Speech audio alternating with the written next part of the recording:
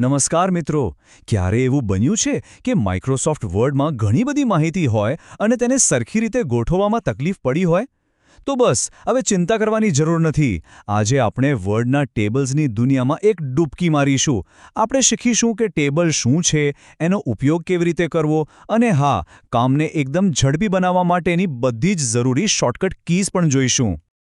આજના આ સફરમાં આપણે મુખ્ય 4 મુદ્દાઓ પર વાત કરીશું. સૌથી પહેલાં તો ટેબલનો પાયો શું છે એ સમજીશું. પછી હેડર્સ અને સ્ક્રીન રીડરનું શું કનેક્શન છે એના પર એક નજર નાખીશું. ત્યાર પછી તમારો કિંમતી સમય બચાવવા માટેની જબરદસ્ત શોર્ટકટ કીઝની આખી ગાઈડ જોઈશું. અને છેલ્લે આ બધી થિયરીને પ્રેક્ટિકલમાં કેવી રીતે વાપરવી એ પણ શીખીશું. તો તૈયાર છો ને? ચાલો શરૂઆત કરીએ આપણા પહેલા વિભાગથી, જ્યાં આપણે ટેબલના ફાઉન્ડેશન એટલે કે એના પાયાને સમજીશું. એકદમ સાદી ભાષામાં કહીએ તો ટેબલ એટલે શું? ટેબલ એટલે આડી લાઈનો, જેને આપણે રોઝ કહીએ છીએ, અને ઊભી લાઈનો, જેને કોલમ્સ કહીએ છીએ, એનાથી બનેલી એક ગોઠવણ. એનો મુખ્ય હેતુ એ જ છે કે ગમે તેટલી અટપટી માહિતી હોય એને પણ એકદમ વ્યવસ્થિત અને સરળ રીતે રજૂ કરી શકાય. અહીં સ્ક્રીન પર જુઓ, આ એક સિમ્પલ ટેબલ છે. નામ, ગામ અને માર્ક્સ, આ બધી એની કોલમ્સ છે. હવે જરા વિચારો, આવું ટેબલ ક્યાં કામ લાગી શકે? હા, જેમ કે કોઈ ક્લાસના સ્ટુડન્ટ્સનું લિસ્ટ બનાવવું હોય તો, બરાબર ને? અને સાચું કહું તો એનો ઉપયોગ તો લગભગ બધી જ જગ્યાએ થાય છે. સ્કૂલના લિસ્ટથી માંડીને ઓફિસના મોટા ડેટા સુધી.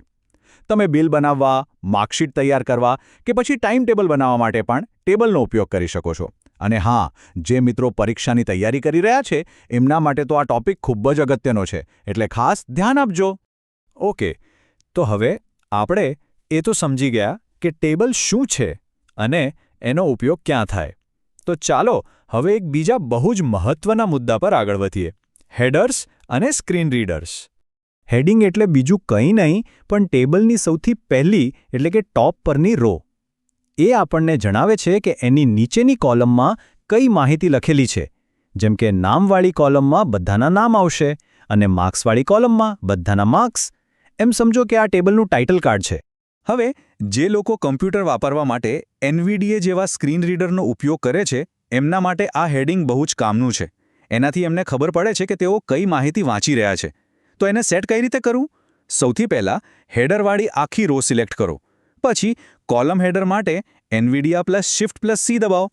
અને જો રો હેડર સેટ કરવું હોય તો NVIDIA+Shift+R દબાવો. અને આ નાનકડા સેટિંગનો જાદુ જુઓ. એકવાર તમે હેડર સેટ કરી દીધું પછી યુઝર જ્યારે પણ ટેબલમાં કોઈ પણ સેલ પર જશે ત્યારે એનવીડીએ એને ઓટોમેટિકલી એ કોલમનું હેડિંગ વાંચીને સંભળાવશે. આનાથી માહિતી સમજવી એકદમ સરળ બની જાય છે. તો ચાલો હવે આવે છે આજના સેશનનો સૌથી મજેદાર અને પાવરફુલ ભાગ. હવે પછીની સ્લાઇડ્સમાં આપણે એવા શોર્ટકટ શીખીશું જે તમને ટેબલના એક્સપર્ટ બનાવી દેશે અને તમારું કામ કરશે એકદમ ફટાફટ. ચલો શરૂઆત કરીએ એકદમ બેઝિક શોર્ટકટ્સથી. નવું ટેબલ બનાવવું છે? બસ Alt+N+T દબાવો. એક સેલથી બીજા સેલમાં આગળ જવા માટે ટેબ કી અને પાછળ આવવા માટે શિફ્ટ સાથે ટેબ કી. અને હા, એક મસ્ત ટ્રીક. જો તમે ટેબલના છેલ્લા સેલમાં હો અને ત્યાં ટેબ દબાવો તો ઓટોમેટિક એક નવી રો બની જશે. ઘણીવાર એવું થાય કે ટેબલ બનાવી લીધું અને પછી યાદ આવ્યું, અરે વચ્ચે એક રો ઉમેરવાની તો રહી જ ગઈ. તો ચિંતા નહીં.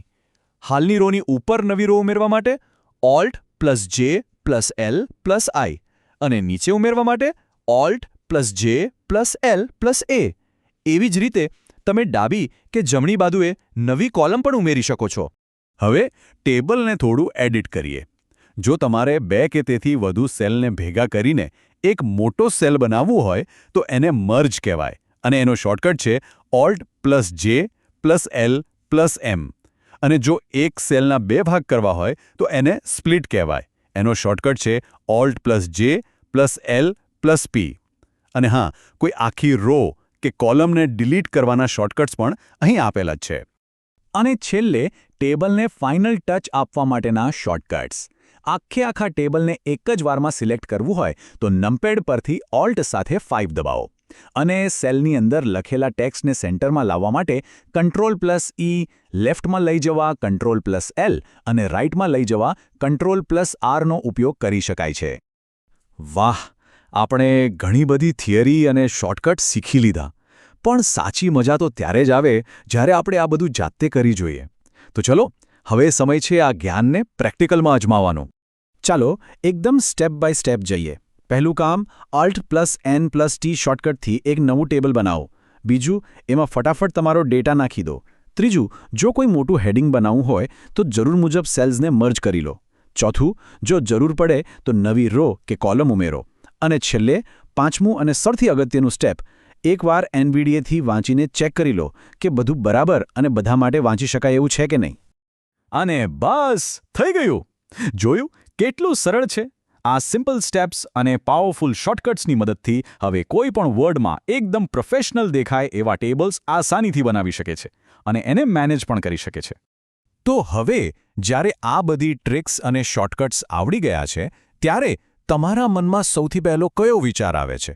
એવી કઈ પહેલી વસ્તુ છે જેને તમે એક સરસ મજાના ટેબલમાં ગોઠવવા માંગશો? અમને નીચે કોમેન્ટમાં જરૂરથી જણાવજો.